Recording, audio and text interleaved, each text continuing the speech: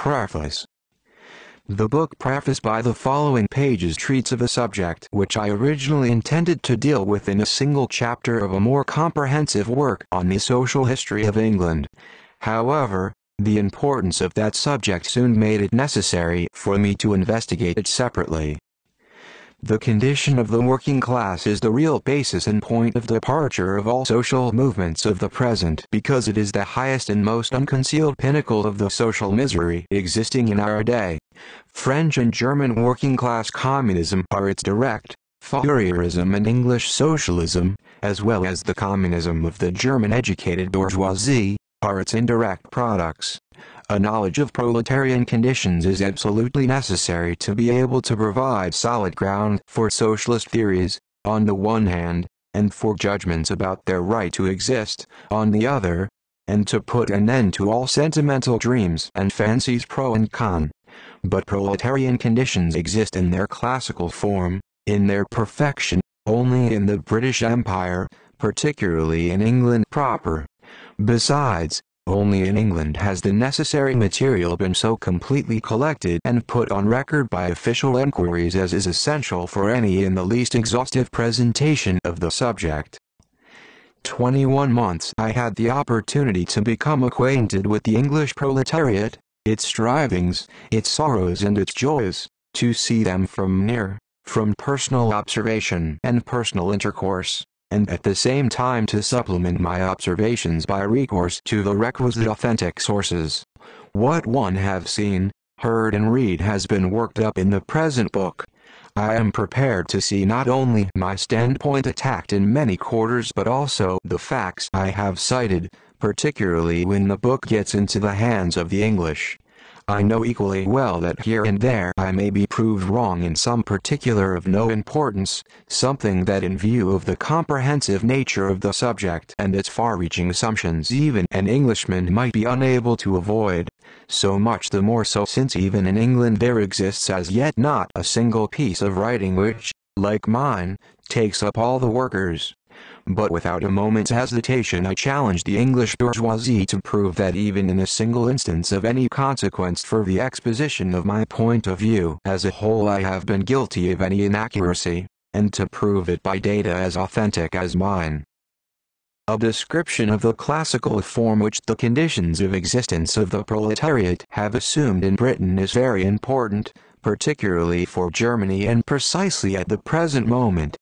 German socialism and communism have proceeded, more than any other, from theoretical premises. We German theoreticians still knew much too little of the real world to be driven directly by the real relations to reforms of this bad reality. At any rate almost none of the avowed champions of such reforms arrived at communism otherwise than by way of the Feuerbachian dissolution of Hegelian speculation. The real conditions of the life of the proletariat are so little known among us that even the well-meaning societies for the uplift of the working classes, in which our bourgeoisie is now mistreating the social question, constantly start out from the most ridiculous and preposterous judgments concerning the condition of the workers. We Germans more than anybody else stand in need of a knowledge of the facts concerning this question.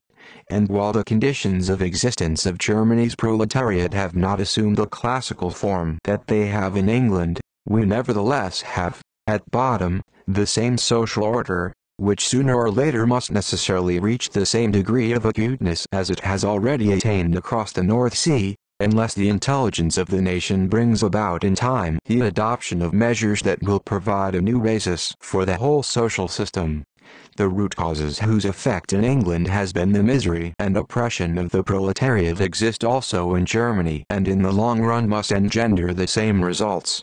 In the meantime, however, the established fact of wretched conditions in England will impel us to establish also the fact of wretched conditions in Germany and will provide us with a yardstick wherewith to measure their extent and the magnitude of the danger, brought to light by the Chilean and Bohemian disturbances, which directly threatens the tranquility of Germany from that quarter.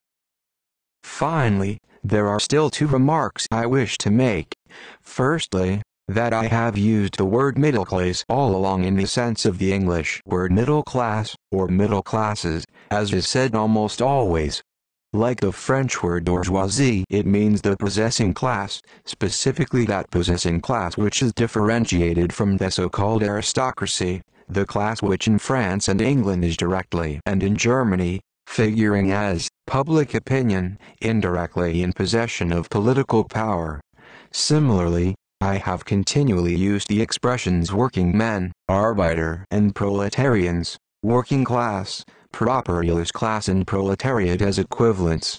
Secondly, that in the case of most of the quotations I have indicated the party to which the respective authors belong, because in nearly every instance the liberals try to emphasize the distress in the rural areas and to argue away that which exists in the factory districts, while the conservatives, conversely, acknowledge the misery in the factory districts but disclaim any knowledge of it in the agricultural areas. For the same reason, whenever I lacked official documents for describing the condition of the industrial workers, I always preferred to present proof from liberal sources in order to defeat the liberal bourgeoisie by casting their own words in their teeth.